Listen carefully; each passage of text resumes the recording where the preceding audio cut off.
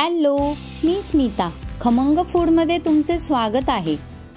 आज मी तुम्हाला सर्वांनाच आवडेल असा ओरिओ चॉकोबार साचा न वापरता कसा बनवायचा हे दाखवणार आहे. ओरिओ चॉकोबार बनवण्यासाठी सर्वात प्रथम मी इथे 100 ग्रॅमचे 2 वेगवेगळे चॉकलेट कंपाऊंड घेतले आहे. एक डार्क चॉकलेट कंपाऊंड आणि एक मिल्क कंपाऊंड असे वेगवेगळे कंपाऊंड घ्यायचे आहे. सेम कंपाऊंड घेतले की एवढी टेस्ट येणार नाही जेवढी वेगवेगळे कंपाऊंड घेण्यात आहे. तर दोन्ही कंपाऊंड अशा प्रकारे कट करून एका बाउल मध्ये ट्रान्सफर करायचे आहे. आपल्याला याला मेल्ट करायचे आहे. तर याला मेल्ट करण्यासाठी मी इथे एका पातेल्यात आधीच थोडं पाणी गरम करायला ठेवले आहे. त्या गरम पाण्याच्या पातेल्यावर आपल्या चॉकलेट बाउलला ठेवूया. पाण्याच्या वाफेने बाउल गरम व्हायला लागतो. हे बघा, अशा प्रकारे चॉकलेटला मिक्स करत राहिले की चॉकलेट मेल्ट होईल.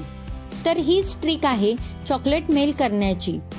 अशाच प्रकारे डबल बॉइलिंग वर बाउल ठेवून कंटिन्युअसली मिक्स करत राहायचे आहे. तुम्ही बघाल चॉकलेट पटकन मेल्ट व्हायला सुरुवात होईल. अशाच प्रकारे कंटिन्युअसली हलवत राहिल्यामुळे चॉकलेट पटकन मेल्ट होते. तुम्ही पाहू शकता चॉकलेट छान असे मेल्ट झाले आहे.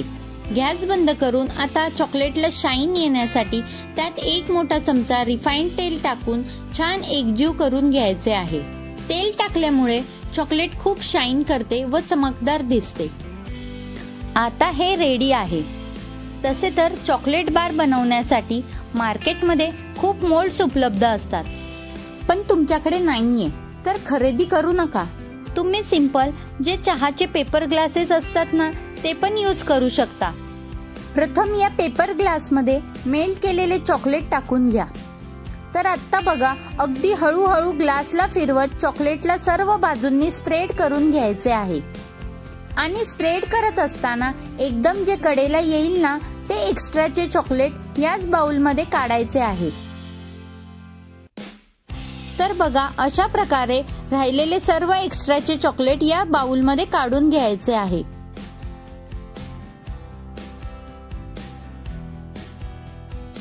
आता याला 5 ते 7 मिनिटांसाठी फ्रीज मध्ये सेट करायला ठेवायचे आहे. अशाच प्रकारे मी अजून एका ग्लासला चॉकलेटने कव्हर केले आहे. याला सुद्धा फ्रीज मध्ये सेट करायला ठेवूया. तुम्ही पाहू शकता ग्लास आपला सेट झालेला आहे. कोटिंग सुद्धा परफेक्ट सेट झालेली आहे.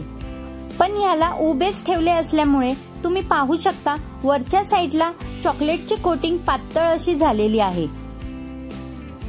तर सेकंड कोटिंग करताना लक्षात ठेवा, वरच्या साईडला थोडं जास्त चॉकलेट अप्लाय करायचे आहे. पाहू शकता इथे पहिल्या कोटिंगचे जे चॉकलेट सेट केलेले होते ते थंड असल्यामुळे यावर लावत असलेले हे सेकंड कोटिंग पटकन सेट होत आहे. फ्रीज मध्ये ठेवण्याआधीच हे बऱ्यापैकी सेट झालेले आहे. पुढील तयारी होईपर्यंत याला आणखीन सेट करायला ठेवूया. साधारण 10 ते 15 मिनिटे लागतील याला सेट व्हायला. तोपर्यंत आपण कोटिंग मध्ये फिल करण्यासाठी आईस्क्रीमची तयारी करून घेऊया. तर आपण ओरिओ चॉकोबार बनवत आहोत. तर यासाठी मी इथे 3 छोटे ओरिओ बिस्किटचे पॅकेट्स घेतले आहे. हे सर्व पॅकेट्स कट करून एका मिक्सर जार मध्ये सर्व बिस्किट्स काढून घ्यायचे आहे. मी इथे व्हॅनिला फ्लेवरचे बिस्किट वापरले आहे. तुम्ही चॉकलेट फ्लेवरचे सुद्धा वापरू शकता. अशाच प्रकारे तोडून टाकले तरी चालेल किंवा डायरेक्टली टाकले तरी चालतील. नंतर त्यात क्रीमी टेक्स्चर येण्यासाठी एक मोठा चमचा मिल्क पावडर ऍड करून हे सर्व मिक्सरला ग्राइंड करून घ्यायचे आहे. तुम्ही पाहू शकता छान असे सर्व ग्राइंड करून झाले आहे. आता यात अर्धा कप दूध ऍड करून पुन्हा एकदा ग्राइंड करून घ्यायचे आहे.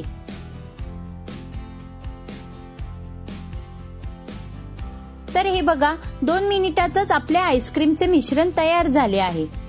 नाही साखरची गरज ना कोणत्या क्रीमची, फक्त बिस्किट आणि दुधापासून बघा किती छान झाले आहे हे आईस्क्रीमचे मिश्रण. त्याचबरोबर चॉकलेटने कव्हर केलेला ग्लास सुद्धा सेट झालेला आहे. आता यात हे तयार केलेले आईस्क्रीमचे मिश्रण यात भरायचे आहे. नंतर त्यात थोडं क्रंचीनेस येण्यासाठी काही काजू बदामाचे तुकडे ऍड करून मिक्स करून घ्यायचे आहे. हे पूर्णपणे ऑप्शनल आहे. अशाच प्रकारे दोन्ही ग्लासेस आपले मिश्रणाने भरून झाले आहे. यात आईस्क्रीम स्टिक रोवून घेऊया. स्टिक मधोमध असे रोवून घ्यायचे आहे. आता हे भरून झाल्यानंतर 8 ते 9 तासांसाठी फ्रीज मध्ये सेट करायला ठेवायचे आहे. आईस्क्रीम 8 ते 9 तास सेट झाल्यानंतर आता डिमोल्ड करायची वेळ आलेली आहे. मी खूप एक्साइटेड आहे डिमोल्ड करण्यासाठी. अगदी सावकाश असे डिमोल्ड करून घ्यायचे आहे. पाहू शकता आईस्क्रीम छान असे अलगद बाहेर आलेले आहे. जर डिमोल्ड करताना काही प्रॉब्लेम होत असेल तर पेपर ग्लास फाडून तुम्ही डिमोल्ड करू शकता. अशाच प्रकारे दुसरा ग्लास देखील डिमोल्ड करून घ्यायचा आहे. हा देखील खूप छान असा सेट झालेला आहे.